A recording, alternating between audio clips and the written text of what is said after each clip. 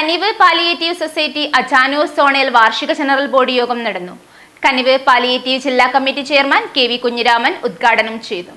വെള്ളിക്കോത്ത് സാന്ത്വന പരിചരണ രംഗത്ത് ശ്രദ്ധേയമായ പ്രവർത്തനങ്ങൾ നടത്തിവരുന്ന Kanivu palliative charitable society Ajanur zonal committee വാർഷിക ജനറൽ ബോഡി യോഗം വെള്ളിക്കോത്ത് അഴീക്കോടൻ ഗ്രന്ഥാലയ ഹാളിൽ നടന്നു.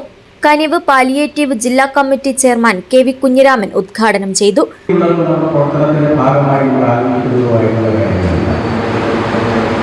ജീവിതത്തിൽ നല്ലൊരു ഭാഗം പിന്നിടാത്തവരും ഒക്കെ വീണു പോകുന്നു.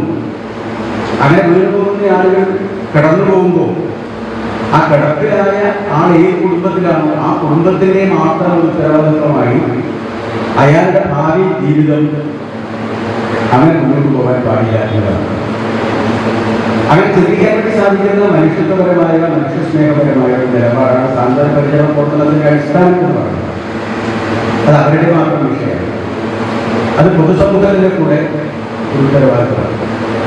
ആ ഉത്തരവാദിത്വം മനസ്സിലാക്കി നാം ഇടപെടുമ്പോൾ തീർച്ചയായും നമുക്കതിനകത്ത് ചെയ്യാൻ ഒട്ടേറെ കാര്യങ്ങളുണ്ട് എന്ന് കൃത്യമായി നമുക്ക് മനസ്സിലാക്കാൻ സാധിക്കും. Zonal president K. ബാലകൃഷ്ണൻ അധ്യക്ഷനായി.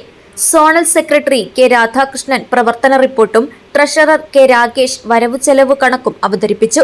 അജാനൂർ ഗ്രാമപഞ്ചായത്ത് പ്രസിഡന്റ് വി. തുളസി, കനിവ് ഏരിയ സെക്രട്ടറി എൻ. പ്രിയേഷ് എന്നിവർ സംസാരിച്ചു. ഭാരവാഹികളായി കെ. ബാലകൃഷ്ണനെ പ്രസിഡന്റായും കമലാക്ഷൻ കൊളവയൽ, എം. പുഷ്പ എന്നിവരെ വൈസ് പ്രസിഡന്റുമാരായും കെ. രാധാകൃഷ്ണനെ സെക്രട്ടറിയായും ദാമോദരൻ ആലിങ്കാൽ, കെ. ചന്ദ്രൻ എന്നിവരെ ജോയിന്റ് സെക്രട്ടറിമാരായും കെ. രാകേഷിനെ ട്രഷററായും തെരഞ്ഞെടുത്തു. News bureau, Kanhangad.